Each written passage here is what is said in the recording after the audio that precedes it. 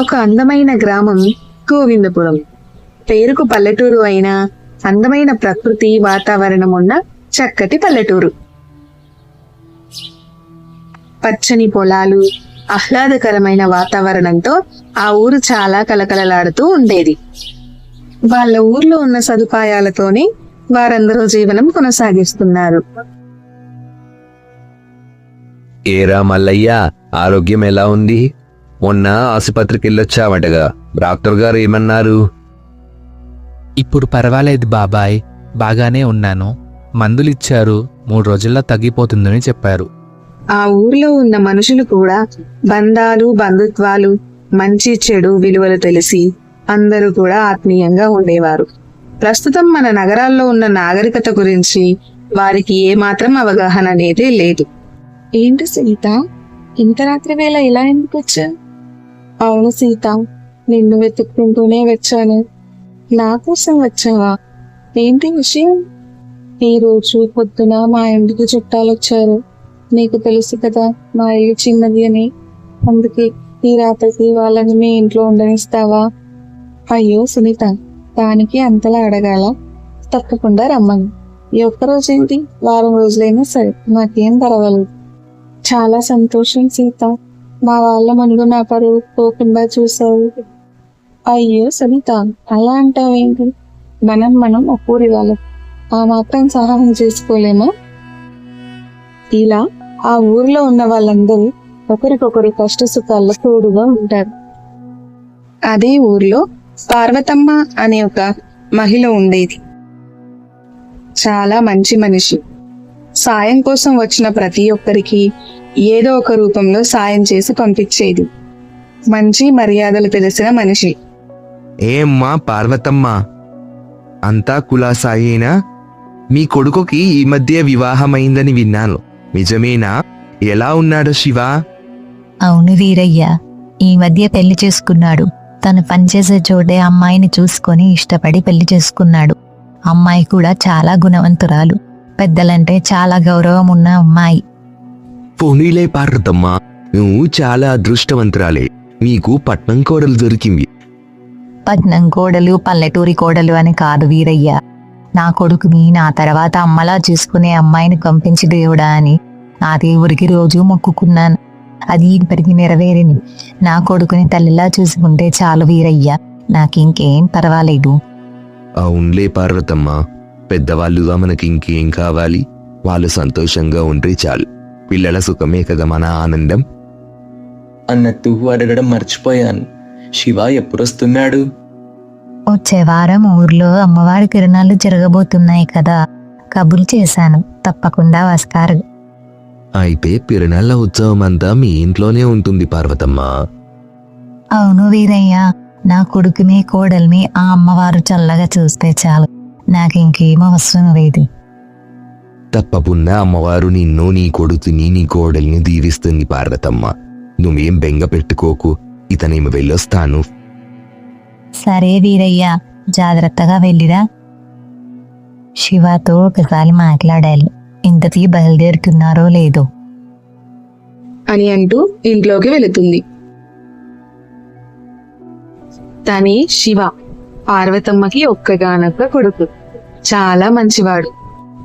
బాగా చదువుకొని పట్నంలో ఉద్యోగం సంపాదించాడు. ఆ ఉద్యోగం చేస్తున్న సమయంలోనే చంద్రిక అనే అమ్మాయితో పరిచయం ఏర్పడి తనని పెళ్లి చేసుకున్నాడు. శివ మీటింగ్ లో ఉన్నప్పుడు శివకి ఫోన్ వస్తుంది. ఇదేంటి, అమ్మ ఏ సమయంలో ఫోన్ చేస్తుంది? ఏంటో అడుగుదాం. హలో అమ్మా, ఎలా ఉన్నావు? ఈ ఆరోగ్యమంతా బాగానే ఉందా? హలో శివ, నేను బాగానే ఉన్నాన్రా, మీరు బాగున్నారా? కోడలు ఎలా ఉంది?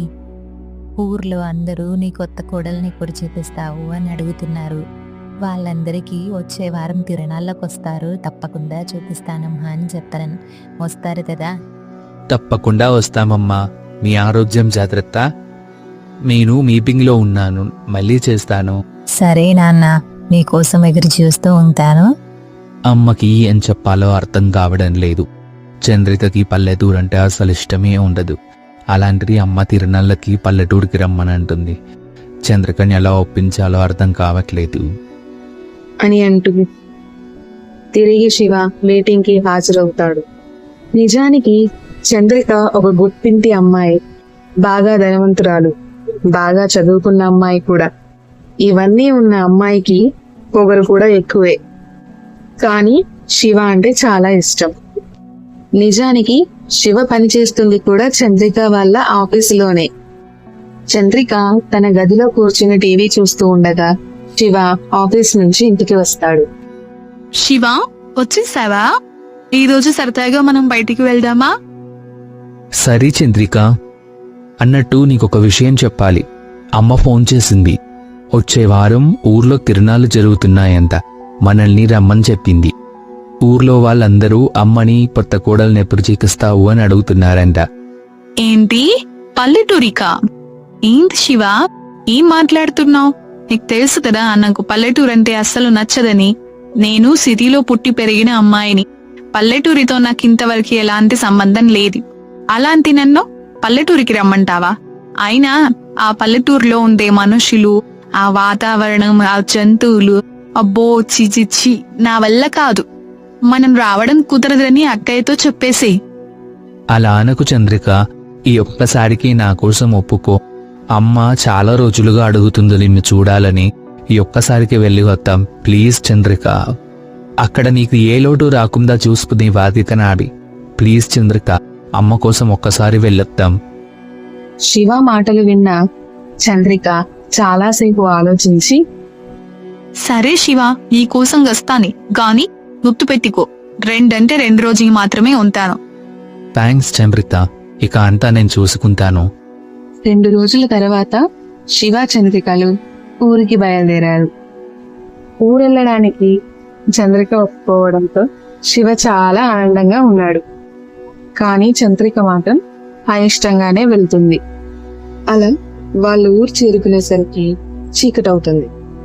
శివ, చంద్రిక వచ్చారా తల్లి? రండి రండి, లోపలికి వెళ్దాం. అమ్మా చంద్రిక, ఎలా ఉన్నావమ్మా? ఆ బాగానే ఉన్నానులేండి అత్తయ్య గారు.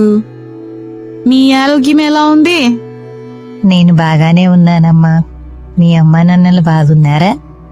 మా వాళ్ళకేంటి అత్తయ్య, వాళ్ళు ఉండేదేమైనా పల్లెటూరులోనా, పెద్ద సిటీలో చాలా బాగున్నారు. అవునులే అమ్మా, మీరందరూ బాగుంటే చాలు, నాకు ఇంకేం పర్వాలేదు. బాగోకపోవడానికి వాళ్ళుండేదేమైనా పల్లెటూరు అనుకున్నారా నీలాగా? లేక చిన్న పోరి గుడిసెలాంటి ఇల్లు అనుకున్నారా? మా ఇల్లు పెద్ద బంగళా. మా ఇంట్లో ఉండే బాత్రూమ్ అంత సైజు కూడా లేదు ఈ ఇల్లు. ఛీ! చంద్రిక, ఏంటా మాటలు? అమ్మతో మాట్లాడే విధానం అదేనా? అయ్యో, ఇప్పుడు నేనేమన్నాను శివా? ఉన్నదేగా చెప్పాను. అయ్యో పోనీలే శివ, ఏదో చిన్నపిల్ల. ముందు మీరు వెళ్ళి కాళ్ళు చేతులు కడుక్కొని రండి, భోజనం సిద్ధం చేస్తాను. భోజనం ఏమీ వద్దమ్మా, మేం బయట తినేసొచ్చాము. సరేరా, వెళ్ళి విశ్రాంతి తీసుకోండి, పొద్దున మాట్లాడుకుందాం. సరే అమ్మా, నువ్వు కూడా వెళ్ళి పడుకో. ఉదయాన్నే త్వరగా లేచి అన్ని ఏర్పాట్లు చేయాలి, లేదంటే పిల్లలిద్దరూ బాగా ఇబ్బంది పడతారు. అని పార్వతమ్మ మనసులో అనుకుంటుంది. చంద్రిక ప్రశాంతంగా నిద్రపోయినట్టుంది. ఇప్పుడే ఎందుకు లేపడం, పడుకోనీలే. పార్వతమ్మ ఉదయాన్నే నిద్ర లేచి రంగురంగుల ముగ్గులతో వాకిలంతా నింపుతుంది. ముగ్గులు వేసే పని అయితే అయిపోయింది. వెంటనే వెళ్ళి వంట కార్యక్రమం చూడాలి. పిల్లలు నిద్ర లేచేసరికి అన్ని వంటలు సిద్ధం చేసి పెట్టాలి. ఏం పార్వతమ్మ, ఇల్లంతా రంగురంగుల ముగ్గులతో కలకల్లాడిపోతుంది. ఏంటి సంగతి? అవును రంగమ్మ, హడావిడి లేకుండా ఎలా ఉంటుంది? పట్నం నుంచి నా కొడుకు కోడలు వచ్చారు, అందుకే ఇదంతా.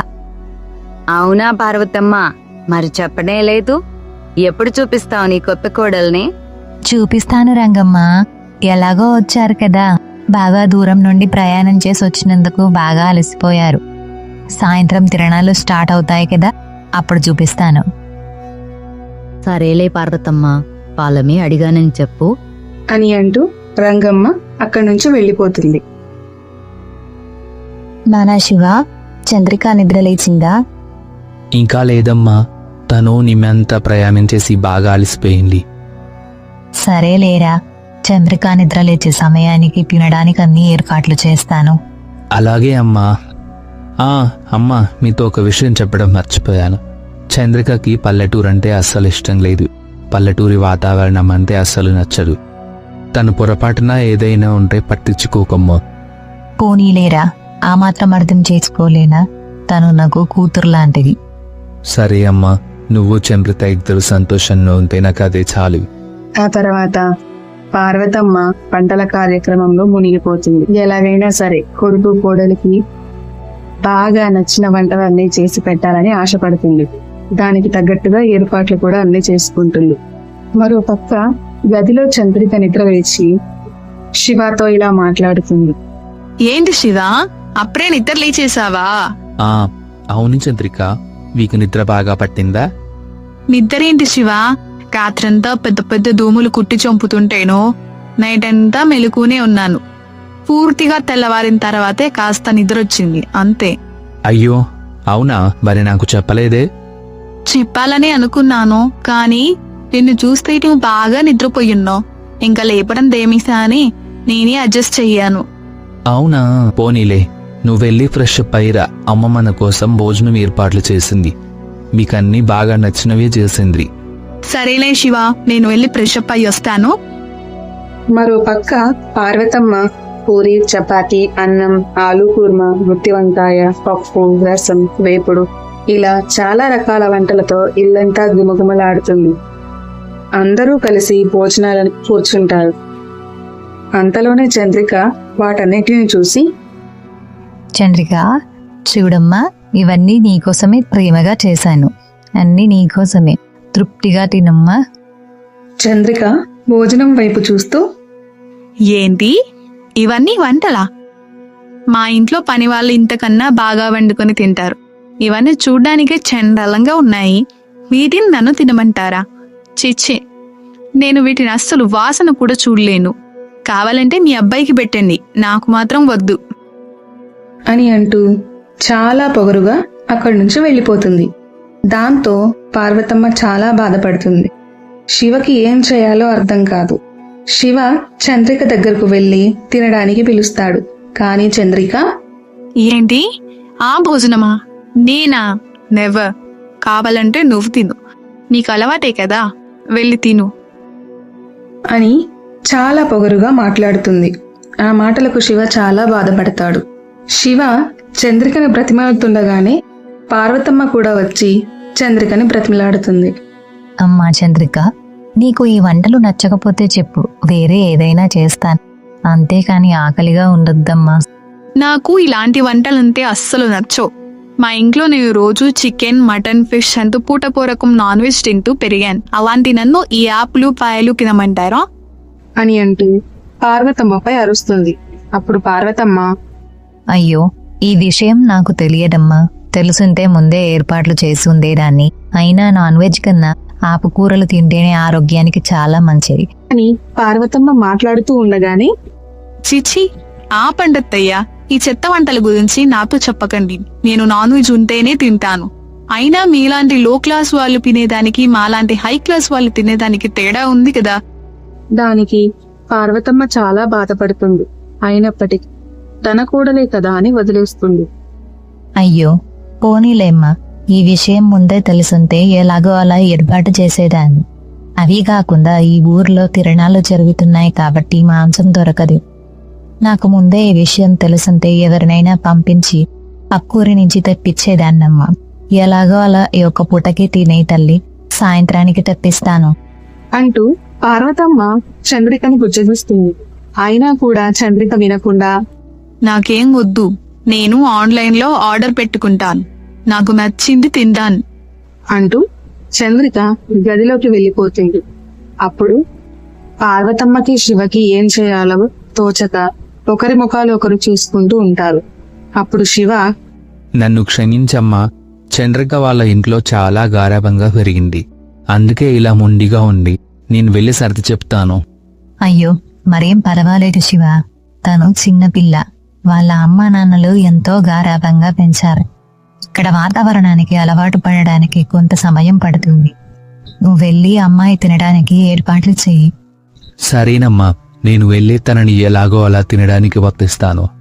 అని శివ చంద్రిక వద్దకు వెళతాడు. అప్పటికి చంద్రిక తన గదిలో ఆన్లైన్ లో ఫుడ్ ఆర్డర్ పెట్టే యాప్స్ గురించి వెతుకుతూ ఉంటుంది. కానీ నిజానికి ఇంకా ఆ ఊర్లో ఆ టెక్నాలజీ అనేది రాలేదు. దానితో చంద్రికకి చాలా కోపం వస్తుంది. ఫుడ్ ఆర్డర్ పెట్టుకునే సదుపాయం లేక దగ్గరలో ఉండే రెస్టారెంట్ల గురించి వెతుకుతుంది. దానితో 4 ఊర్ల తర్వాత ఒక చిన్న రెస్టారెంట్ కనిపిస్తుంది. వెంటనే ఆ రెస్టారెంట్ కి వెళ్లి తినాలని శివతో చెబుతుంది. శివ ఎంత చెప్పినా వినకుండా తన పట్టు విడవకుండా ఖచ్చితంగా రెస్టారెంట్ కి వెళ్లాల్సిందే అని మొండిపడుతుంది. దానితో శివ తప్పేదేమీ లేదంటూ తాను కూడా రెస్టారెంట్ కి వెళ్ళడానికి సిద్ధపడతాడు. అలా కాసేపటికి వాళ్ళు రెస్టారెంట్ కి చేరుకుంటారు. లోపలికి వెళ్లి కూర్చొని మెనూలో చూస్తూ 4 నాన్ వెజ్ పిజ్జాలు ఆర్డర్ చేస్తుంది. 4 పిజ్జాలను తను ఒకటే తిని మళ్ళీ తిరిగి ఇంటికి ప్రయాణం అవుతారు. ఇంటికి చేరుకునే సమయానికి చంద్రికకు మెల్లిగా కడుపు నొప్పి మొదలవుతుంది. అబ్బా ఇదేంటి నా కడుపు ఇంత నొప్పిగా ఉంది. శివ, నాకు చాలా కడుపు నొప్పి వస్తుంది. ప్లీజ్ నన్ను తొందరగా హాస్పిటల్కి తీసుకెళ్ళు. అవునా? ఎందుకు చంద్రిక? ఏమైంది? కడుపు నొప్పి ఎందుకు వస్తుంది? అయ్యో, ఏమైందమ్మా? కడుపెందుకు ఇప్పుడు నొస్తుంది? పదరా శివ, వెంటనే హాస్పిటల్కి తీసుకెళ్దాం. కాసేపు ఓపిక పట్టమ్మా, హాస్పిటల్కి వెళ్దాము. అలా అందరూ కలిసి పక్కూరిలో ఉన్న ఆసుపత్రికి చంద్రికను తీసుకువెళ్తారు. డాక్టర్ గారు చంద్రికను చూసి కొన్ని పరీక్షలు చేసిన తర్వాత చంద్రికకు ఫుడ్ పాయిజనింగ్ వల్ల కడుపు నొప్పి మొదలైందని చెప్తాడు. ఈవిడకి ఫుడ్ పాయిజనింగ్ అయింది. ఏం తిన్నారు? ఇంతకు ముందే పిజ్జా తినింది డాక్టర్. అయినా ఫుడ్ పాయిజన్ ఎందుకు అవుతుంది? కొన్నిసార్లు కుళ్ళిపోయిన ఆహారం తినడం వల్ల కూడా ఫుడ్ పాయిజన్ అవుతుంది. కుళ్ళిపోయిన ఆహారం కాదండి, నేను బాగా ఫ్రెష్ గా ఉన్న పిజ్జానే తిన్నాను. చూడమ్మా, ఇది సిటీ కాదు. పిజ్జాలు బర్గర్లు ఫ్రెష్ గా ఉండడానికి. అయినా నేను మందులు రాశాను. 4 రోజులు వాడండి, ఖచ్చితంగా తగ్గిపోతుంది. ఇంకెప్పుడు కూడా ఇలాంటి ఆహారం తీసుకోకండి అని డాక్టర్ చెప్పగానే మందులు తీసుకొని ఇంటికి వస్తారు. ఇంటికి రాగానే పార్వతమ్మ కషాయం కాసిస్తుంది. చంద్రిక, ఈ కషాయం తాగమ్మా, కాసేపట్లో నొప్పి తగ్గిపోతుంది. ఛీ, ఇది చూడ్డానికే నల్లగా చండాలంగా ఉంది. ఇప్పుడుగా నొప్పి సరిపోదని ఇంకో నొప్పి తెప్పించుకోమంటారా? అని పార్వతమ్మ ప్రేమగా ఇచ్చిన కషాయాన్ని కూడా తాగకుండా వెనక్కి తిరిగి ఇచ్చేస్తుంది. దాంతో పార్వతమ్మ మనసులో, ఏంటో ఈ అమ్మాయి నా చేత్తో ఏవిచ్చినా తీసుకోవడం లేదు. బహుశా నేనంటే ఇష్టం లేదేమో. సరేలే, ఈ గ్లాస్ ఇక్కడే పెట్టి వెళదాం. తనకు కావాల్సినప్పుడు తానే తీసుకొని తాగుతుంది అని అనుకుంటూ గ్లాసు అక్కడే ఉంచి లోపలికి వెళ్ళిపోతుంది. అలా 2 గంటల తర్వాత కూడా చంద్రికకు కడుపు నొప్పి ఏమాత్రం తగ్గదు. దాంతో చంద్రిక ఆ గ్లాస్ తీసుకొని అస్సలు ఇష్టం లేకపోయినా దాంట్లో ఉన్న కషాయాన్ని తాగుతుంది. ఇదేంటి, మధ్యాహ్నం నుంచి తగ్గని నా కడుపు నొప్పి ఈ కషాయం తాగిన 10 నిమిషాలకే తగ్గిపోయింది. సరేలే, ఏదో ఒకటి, మనకైతే నొప్పి తగ్గింది కదా, అదే చాలు. అంతలోనే సాయంత్రం అయ్యింది. ఆ రోజు తిరణాళ్ల మొదటి రోజు కాబట్టి ఆ ఊర్లో ఉన్న అందరూ గుడికి వెళ్లి అమ్మవారిని దర్శనం చేసుకుని ఇంటికి రావాలి. అందుకే పార్వతమ్మ వచ్చి, అమ్మా చంద్రిక, ఇప్పుడు కడుపు నొప్పి తగ్గిందా? హా, తగ్గింది లేండి అత్తయ్య గారు. డాక్టర్ గారు మందులు ఇచ్చారుగా, అందుకే తగ్గింది. మీరిచ్చిన కషాయం చూస్తే నాకు వాంతులు వచ్చాయి. అందుకే దాన్ని తీసుకెళ్లి బయట పారేశాను. ఏం అనుకోకండే. సరేలేమ్మా, ఎలాగో అలా నీకైతే కడుపు నొప్పి తగ్గింది కదా, అదే చాలు. అన్నట్టు చెప్పడం మర్చిపోయాను, సాయంత్రం గుడికి వెళ్ళాలి. త్వరగా రెడీ అయ్యి ఉండమ్మా, అందరం కలిసి గుడికి వెళ్దాం. సరేలేండి, వచ్చింది దానికోసం కదా, అదేదో పూర్తయిపోతే త్వరగా మా ఇంటికి వెళ్ళిపోవచ్చు. సరేనమ్మా, నేను వెళ్ళి ఏర్పాట్లు చేస్తాను అని చెప్పి పార్వతమ్మ అక్కడి నుంచి వెళ్ళిపోతుంది. ఆ తర్వాత చంద్రిక, అమ్మయ్య, ఈ పని అయిపోతే త్వరగా మా ఇంటికి వెళ్ళిపోవచ్చు. ఏంటో ఇక్కడ వాతావరణం నాకు అస్సలు ఉండాలనిపించట్లేదు. ఛీ. అని చెప్పి కాసేపటికి చంద్రిక మోడ్రన్ డ్రెస్ లో బయటికి వస్తుంది. శివ, నా డ్రెస్ ఎలా ఉందో చెప్పు.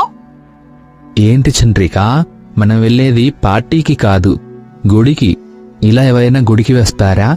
వెళ్ళి మంచి డ్రెస్ వేసుకొనిరా. ఏ ఎందుకు శివ, ఈ డ్రెస్కి ఏమైంది? అయినా ఇలా రెడీ అవుతూనే బాగుంటుంది. నేను సిటీలో పుట్టి పెరిగిందానని అందరికీ తెలిసేది ఇలానేగా. అందరిలా పల్లెటూరు అమ్మాయిలా రెడీ అవుతే అందరూ నన్ను పల్లెటూరు దాన్నే అనుకుంటారు. నాకు వీళ్ళకి తేడా లేదా? అయినా నాకు ఈ డ్రెస్ కంఫర్ట్ గా ఉంటుంది. నేను ఎలా కంఫర్ట్ గా ఉంటానో అదే నాకు ఇంపార్టెంట్. అంతేగాని ఎవరి కోసమో నేను చేంజ్ చేసుకోను. నిజమే, కానీ మనం వెళ్ళేదే గుడికి. అక్కడ కొన్ని పద్ధతులు సాంప్రదాయాలు ఉంటాయి, వాటిని మనం అనుసరించాలి చంద్రిక. అయ్యో, ఏంటమ్మా ఇలా రెడీ అయ్యావు? గుడికి పద్ధతిగా చీర కట్టుకుని వెళితే లక్షణంగా ఉంటావు. నువ్వు చీరలో చాలా అందంగా ఉంటావు. వెళ్ళి చీర కట్టుకొనిరా. ఇలాంటి బట్టలు వేసుకుని గుడికి వెళ్తే నలుగురు నవ్వుతారమ్మా. ఏమిటి, చీర కట్టుకుని రావాలా? నీకేమైనా తెచ్చా? నాకు చీర కట్టుకోవడం రాదు. అయినా నేనే చీర కట్టుకుంటాను. నాకు ఇలా ఉంటేనే కంఫర్ట్ గా ఉంటుంది. ఎవరి కోసమో ఏ నలుగురి కోసమో అని నేనెందుకు మారాలి? నేనెలా ఉండాలో నాకు తెలుసు. మీరు చెప్పని అవసరం లేదు. గుడికి రావాలంటే నేను ఈరానే వస్తాను, లేదంటే చెప్పండి, నేను ఇక్కడే ఉంటాను. అంతేగాని మీకోసమో వేరే వాళ్ళ కోసమో నేను మార్చుకోమంటే అసలు మార్చుకోను. శివ, నీకు తెలుసు కదా నేను ఎలా ఉంటానో. తెలుసు చంద్రిక, కానీ మనం వెళ్ళేదే గుడికి. ఇలాంటి బట్టల్లో వెళితే అందరూ నవ్వుతారు, అర్థం చేసుకో. పోనీలేరా, తనకి నచ్చినట్టుగానే రాని, మనం ఏం చేస్తాం అని పార్వతమ్మ చెప్పగానే అందరూ కలిసి గుడికి బయలుదేరుతారు. గుడికి చేరుకొని దర్శనం కోసమని లోపలికి వెళుతూ ఉండగా అంతలోనే ఒక పెద్దావిడ వచ్చి పార్వతమ్మని పలకరిస్తుంది. ఏం పార్వతమ్మ, కొడుకు కోడలతో కలిసి వచ్చినట్టున్నావు. చాలా సంతోషంగా కనిపిస్తున్నావు. ఇదేనా రావడం? ఏమ్మా, బాగున్నావా? నీ పేరేంటి? అవును కాంతమ్మ, పిల్లలిద్దరూ తిరునాళ్ళ కోసం వచ్చారు. తిరునాళ్ళ దాకా ఇక్కడే ఉంటారు. వాళ్లకు రావడమే నాకు సంతోషం కదా. తన పేరు చంద్రిక. అదేంటమ్మా, గుడికి ఇలాంటి బట్టల్లో రావచ్చా? మంచిగా చీర పట్టుకుని పద్ధతిగా రావచ్చు కదా, అందంగా కనిపించేలానిది. చెప్తున్నానని తప్పుగా అనుకోకమ్మా, మీ అమ్మ లాంటి దాన్ని. హే ముసల్దానా, నువ్వేంటి మా అమ్మ లాంటిదానివి? మా అమ్మతో నీకు ఆ పోలిక? సిటీలో ఉన్న అందరూ ధనవంతురాల్లో మా అమ్మ కూడా ఒకటి. అలాంటిది మా అమ్మతో నీకు పోలిక? అయినా నేనే బట్టలు వేసుకుంటే నీకెందుకు? నీకేమైనా అవుతుందా? వెళ్ళి నువ్వు వచ్చిన పని చూసుకో, నా గురించి కాదు. చంద్రిక, పెద్దవాళ్ళతో ఇలానేనా మాట్లాడేది? అయ్యో, పోనీలే నాయనా, చిన్నపిల్ల కదా, తర్వాత తానే తెలుసుకుంటుంది. అయినా ఈ కాలం అమ్మాయిలు ఇలానే ఉన్నారు. పెద్దలంటే ఏమాత్రం గౌరవం ఉండదు. సరే నాయనా, ఇక నేను వెళ్ళొస్తాను. నాకు కొంచెం పనుంది. ఏంటి చంద్రిక, ఏం చేశావు? నీ కొంచెమైనా బుద్ధుందా? పెద్దవాళ్ళతో అలానేనా మాట్లాడేది?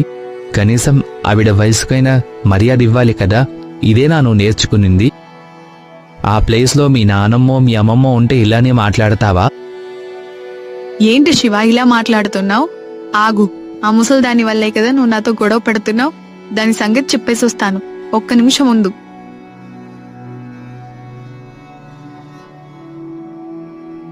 వెంటనే చంద్రిక ముసలావిడి దగ్గరికి వెళ్లి కొట్టి ఇలా మాట్లాడుతుంది.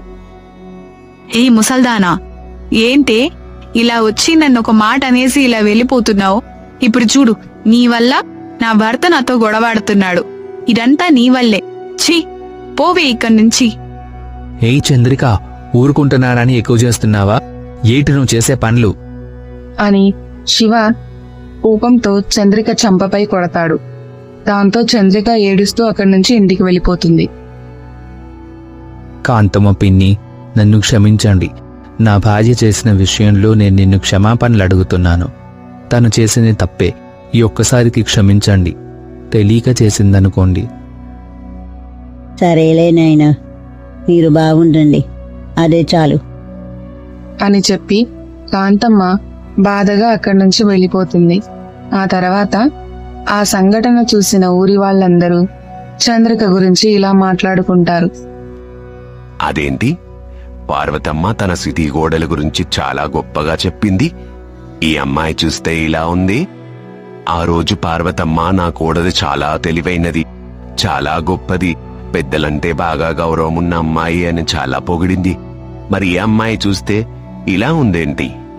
వయసులో పెద్దదని చూడకుండా కనీసం వయసుకి మర్యాద ఇవ్వకుండా కాంతమ్మని అలా కొట్టి వెళ్ళిపోయింది. అవును వీరయ్యా, పాపం పార్వతమ్మ. ఏంటి సుజాత, ఆ అమ్మాయి అలా ఉంది? గుడికి వేసుకురావాల్సిన బట్టలైనా వేసుకునేది. సరేలే వేసుకుంది అని అనుకుంటే పెద్దలతో ఇలానైనా ఉండేది. కనీసం మర్యాద ఉండనవసరంలా.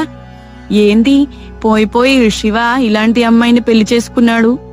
అయినా పార్వతమ్మ ఈ అమ్మాయిని పెళ్లి చేసుకోవడానికి ఎలా ఒప్పుకుంది? అవును రేఖ, పాపం. అలా అందరూ కలిసి ఇంటికి వెళ్ళిన తర్వాత శివకి చంద్రికకి మధ్యన పెద్ద గొడవ జరుగుతుంది. దానితో ఒకరితో ఒకరు మాట్లాడుకోవడం మానేస్తారు. అప్పటి నుంచి చంద్రిక పార్వతమ్మని ద్వేషించడం మొదలు పెడుతుంది. అలా 2 రోజుల తర్వాత వీరయ్య పార్వతమ్మ ఇంటికి వస్తాడు. పార్వతమ్మా, పార్వతమ్మా, ఉన్నావా? ఉన్నాను వీరయ్య. ఏంటి విషయం, ఇలా వచ్చావు? అదే పార్వతమ్మా, ఆ గట్టు వెనకాల నీ 20 ఎకరాల పొలాన్ని అమ్ముదామని అనుకుంటున్నావా? దానికి మంచి రేటు పలుకుతుంది.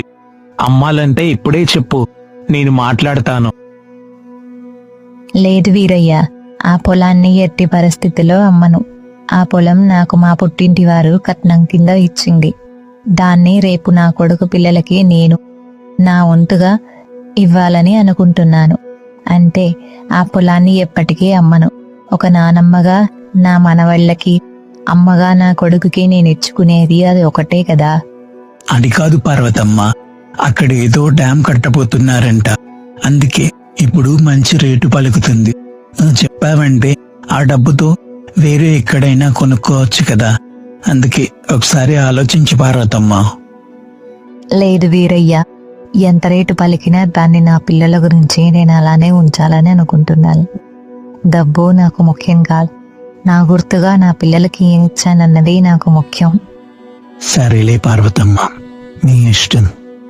అమ్మా చంద్రిక, వీరయ్య బాబాయ్కి కొన్ని నీళ్లు తీసుకురామ్మా తాగడానికి. హా, వచ్చి మీరే తీసుకెళ్ళండి, నాకు నా పనుంది. ఆగు వీరయ్య, నేను మంచినీళ్లు తీసుకువస్తాను. వద్దులే పార్వతమ్మ, ఇక నేను వెళ్తాను, నాకు కూడా పనుంది. ఆ తరువాత ఇంట్లో ఒకరితో ఒకరు మాట్లాడుకోకుండా ఉంటారు. అలా 2 రోజుల తర్వాత శివ చంద్రికలు తిరిగి సిటీకి పయనమవుతారు. చంద్రిక శివాలు ఇంటికి వచ్చి రాగానే వాళ్ళకి ఒక పెద్ద షాక్ తగులుతుంది. అదేంటంటే చంద్రిక వాళ్ళ నాన్న వ్యాపారాలన్నీ నష్టాల్లోకి వెళ్ళిపోతాయి. నష్టం రావడమే కాకుండా ఆ కంపెనీలో పెట్టుబడి పెట్టిన వారందరూ కోట్లల్లో డబ్బులు వసూలు చేస్తారు. దాంతో చంద్రిక వాళ్ళ నాన్నకి ఒక్కసారిగా కోట్లల్లో అప్పులవుతాయి. ఒక్కసారిగా కంపెనీలన్నీ మూతపడడంతో పాటు కోట్లల్లో అప్పులైనందుకు చంద్రిక వాళ్ళ నాన్న ఆత్మహత్యా ప్రయత్నం చేస్తాడు. ఈ విషయం తెలుసుకున్న శివ చంద్రికలు వెంటనే చంద్రిక వాళ్ళ నాన్నను చూడ్డానికి హాస్పిటల్కి వెళతారు. నాన్న, ఏంటి నాన్న ఇలా చేశారు? ఆయన ఎందుకు నాన్న ఇలా జరిగింది? మీరు చాలా పెద్ద బిజినెస్ మ్యాన్ కదా, మరి మీకెందుకు నాన్న ఇన్ని నష్టాలు వచ్చాయి? ఇలా నష్టం వచ్చినంత మాత్రాన ఆత్మహత్య ప్రయత్నం చేసుకోవాలా? మీరు ఇలా చేస్తే మేమందరం ఏమవ్వాలి నాన్న? శివ, చంద్రిక వచ్చారా అమ్మా? మిమ్మల్ని చూడకుండానే వెళ్ళిపోతానేమో అని చాలా బాధపడ్డాను.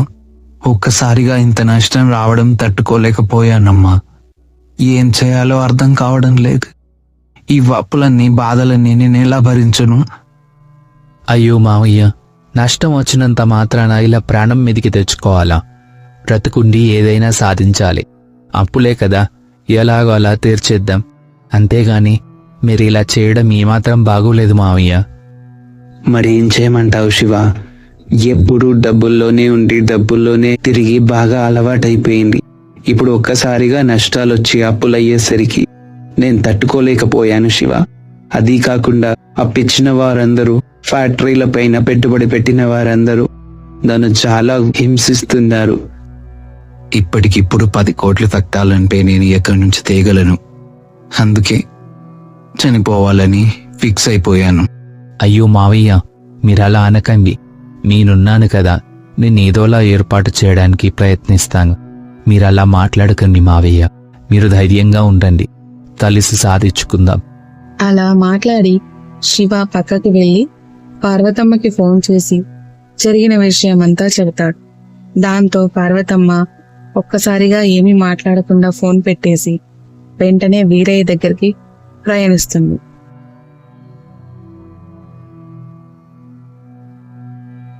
వీరయ్య, వీరయ్య, ఉన్నావా? త్వరగా రా, నీతో కొంచెం మాట్లాడాలి. ఉన్నాను పార్వతమ్మ. ఏంటో చెప్పు. ఇంత కంగారు పడుతున్నావెందుకు? అదే వీరయ్య, నా పొలాన్ని కొనుక్కోవడానికి ఎవరో అడుగుతున్నారని అన్నావు కదా, మంచి రేటు పలుకుతుందన్నావు కదా. ఇప్పటికిప్పుడు దాన్ని అమ్మేసి నాకు డబ్బుని ఏర్పాటు చేయి. నాకు చాలా పనుంది, త్వరగా కానివ్వండి. అదేంటి పార్వతమ్మ అలా అంటున్నావు? ఆ పొలాన్ని ఎప్పటికీ అమ్మను. అది శివాకి, శివ పిల్లలకి మాత్రమే చెందాలి అని అన్నావు. ఇప్పుడేంటి ఇంత తొందరగా అమ్మడానికి ప్రయత్నిస్తున్నావు? ఏం జరిగింది? నా కోడలి వాళ్ళ నాన్నకి చాలా పెద్ద నష్టం వచ్చింది వీరయ్య. ఆయన ఆత్మహత్య ప్రయత్నం కూడా చేశాడట. ఇప్పటికిప్పుడు నాకు 10 కోట్లు కావాలి అని అన్నాడు. దాన్ని నేను ఎలాగైనా ఏర్పాట్లు చేయాలి. నా పొలం అమ్మితే ఎంతొస్తుందో చెప్పు, మిగిలింది ఎలాగోలా నేను ఏర్పాటు చేసుకుంటాను. అయ్యో అవునా పార్వతమ్మ? అయినా నేనొక విషయం అడుగుతాను, ఏమనుకోవు కదా? నీ కోడలికి నువ్వన్నా, నువ్వు ఉండే వాతావరణం అన్నా అస్సలు ఇష్టం లేదు. అలాంటప్పుడు నువ్వెందుకు వాళ్ళ నాన్న గురించి అంత కంగారు పడుతున్నావు? అలా అనుకుంటే ఎలా వీరయ్య? తను కూడా నా కూతురు లాంటిదే కదా. తను చిన్నప్పటి నుండి సిటీలో పుట్టి పెరగడం వల్ల తనది పల్లెటూరి వాతావరణం గురించి, ఇక్కడుండే మనుషుల గురించి ఏమాత్రం తెలియదు. అంత మాత్రాన మన పిల్లల్ని మనం కాదనుకుంటామా? ఒకరికొకరం తోడుగా ఉంటేనే కదా మానవత్వం అనేది నిలబడుతుంది. తొందరగా వీరయ్య, తొందరగా చూడు వీరయ్య. ఈరోజు సాయంత్రంలోగా ఎలాగో అలా డబ్బుని ఏర్పాటు చేయి వీరయ్య. అలాగే పార్వతమ్మ, నీలాంటి మంచి అత్తయ్య దొరకడం ఆ అమ్మాయి అదృష్టం. ఆ తర్వాత కాసేపటికి పార్వతమ్మ ఇంటికి వీరయ్య వస్తాడు. చూడు పార్వతమ్మ, మీ పొలం మొత్తం అమ్మితే 9 కోట్లు వస్తాయంట. నేను వాళ్ళని చాలా అడిగాను, కానీ 9 కోట్ల కన్నా 1 రూపాయి కూడా ఎక్కువగా ఇవ్వలేమో అని అన్నారు. ఇప్పుడు ఏం చేద్దాం? అయ్యో అవునా? నా దగ్గర 20 లక్షల వరకు ఉన్నాయి, కానీ ఇప్పటికిప్పుడు 1 కోటి రూపాయలంటే నేను ఎలా తీసుకురాగలను? అవునా పార్వతమ్మ? నా దగ్గర ఒక 10 లక్షల వరకు ఉంటాయి. నేను సర్దుబాటు చేస్తాను. అలాగే ఇంకా మన ఊళ్ళో ఉన్న వాళ్ళని, మనకు తెలిసిన వాళ్ళని అడిగి చూద్దాం. అందరూ కొన్ని వేస్తే అందరిది కలిపి 1 కోటి తయారైందంటే 10 కోట్లు ఇచ్చి చంద్రిక వాళ్ళ నాన్న అప్పుని తీర్చేయొచ్చు. సరే వీరయ్య, నేను కూడా అందరినీ అడిగి చూస్తాను. అలా పార్వతమ్మ వీరయ్యలు అడగగాను విషయం తెలుసుకున్న ఊరి ప్రజలందరూ తమకు తోచినంతగా కొంత డబ్బుని అందరూ కలిసి ఏర్పాటు చేసి 1 కోటి రూపాయలకి జమ చేస్తారు. పార్వతమ్మ పొలం అమ్మిన డబ్బులు, అలాగే ఊరి వాళ్ళందరూ కలిసి ఇచ్చిన డబ్బులు మొత్తం కలుపుకొని 10 కోట్ల రూపాయలు తీసుకుని ఆ ఊరి నుంచి పార్వతమ్మతో పాటు ఇంకో 4 కలిసి సిటీకి బయలుదేరుతారు. చంద్రిక వాళ్ళ ఇంటికి చేరుకుంటారు. చేరుకోగానే తాము తెచ్చిన ఆ 10 కోట్ల రూపాయలను తీసుకెళ్లి చంద్రిక వాళ్ళ నాన్న చేతిలో పెడతారు. ఇదిగోండి అన్నయ్య గారు, మీకు కావలసిన 10 కోట్ల రూపాయలు. వెంటనే అప్పున్న వారందరికీ తీర్చేయండి. చాలా సంతోషం అమ్మా, నువ్వు చాలా గొప్ప సహాయం చేశావు. కానీ నీకు ఇప్పటికిప్పుడు ఈ 10 కోట్ల రూపాయలు ఎలా వచ్చాయి? అదేం లేదన్నయ్య గారు, నాకు ఊర్లో 20 ఎకరాల పొలం ఉంది. దాన్ని శివాకి, తన పిల్లలకి అందించాలన్నది నా కోరిక. కానీ ఇప్పుడు ఈ అవసరం రావడంతో దాన్ని నేను అమ్మేశాను. దాన్ని అమ్మిన తర్వాత కూడా నాకు ఇంకా డబ్బులు సర్దుబాటు కాకపోతే మా ఊర్లో ఉన్న వాళ్ళందరూ వారికి తోచినంతగా వేసి మొత్తం అందరం కలిసి 10 కోట్ల రూపాయలను జమ చేసి మీకు ఇస్తామా. అంతే అన్నయ్య గారు. అయ్యో, నా అప్పుల కోసం నీ భూమిని అమ్మావా అమ్మా? నన్ను క్షమించమ్మా. కొన్నాళ్ళ తర్వాత ఎలాగో అలా నీ అప్పు తీర్చేస్తాను. అయ్యో, మరేం పర్వాలేదన్నయ్య. మీరు నష్టాల్లో ఉన్నారంటే నా కొడుకు కూడా నష్టాల్లో ఉన్నట్టే కదా. కాబట్టి ఈ డబ్బు మీద చెల్లడం వల్ల నాకు చాలా సంతోషంగా ఉంది. ఎందుకంటే నీకు చెందిందంటే అది నా కొడుక్కి కూడా చెందిందని అర్థం కదా. అందుకే మరేం పర్వాలేదన్నయ్య. మన పిల్లలకి మనం చేయకపోతే ఇంకెవరు చేస్తారన్నయ్య? చాలా సంతోషం అమ్మా. మీరు నా మీ జన్మలో తీర్చుకోలేము. నా కూతురు చాలా అదృష్టవంతురాలు.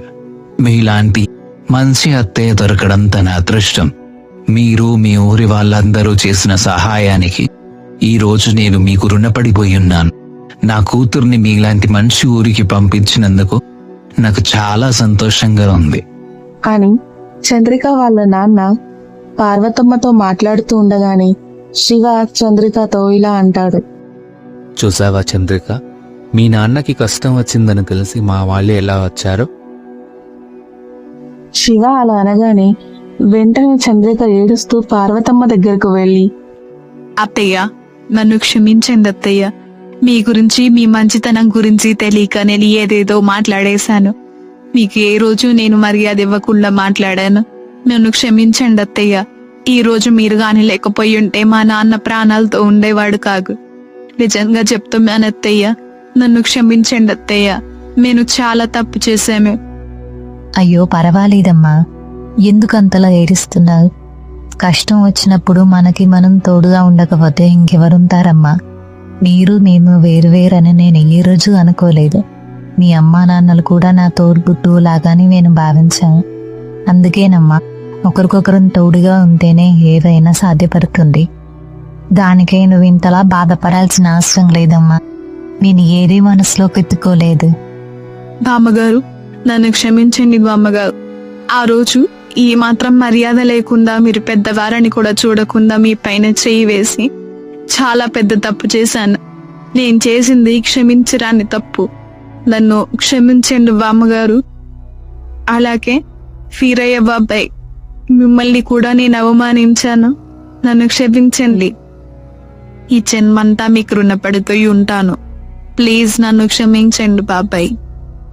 అయ్యో, మరేం పర్వాలేదమ్మా. మా పార్వతమ్మ కోడలు అంటే మా ఇంటి అమ్మాయితో సమానం. ఏమి అదేది మనసులో పెట్టుకోలేదమ్మా. నువ్వు, నీ భర్త, మీ నాన్నగారు, మీ అమ్మగారు, పార్వతమ్మ అందరూ సంతోషంగా ఉంటే అదే చాలు. అవునమ్మా, మరేం పర్వాలేదు.